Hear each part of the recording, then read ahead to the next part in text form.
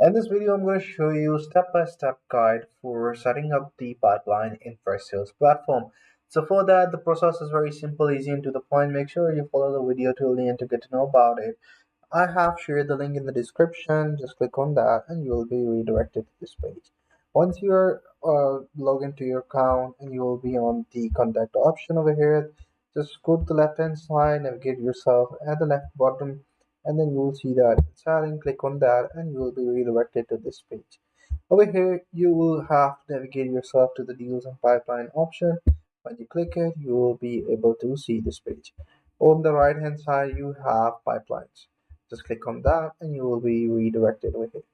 So over here, you can create your own pipeline, set up the deals and all that stuff.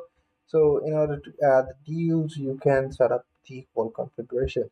So if the new is probability is 20%, qualification 30%, discovery is 40%, demo is 60%, negotiation is 80%, and won is 100% probability and loss is 0% probability.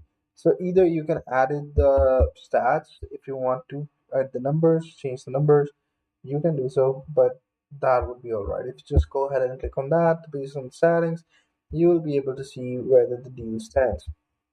For example, I'm going to go ahead and write email marketing and then set as the whole pipeline and my deal state. For example, I'm going to write a client and so I'm gonna go ahead and WooCommerce.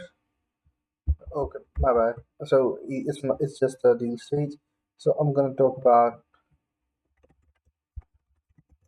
reply yet MQL, and then the probability is 10%, and you can add the further more stages, and then there will be a closing stage where it will be won, where it will be lost.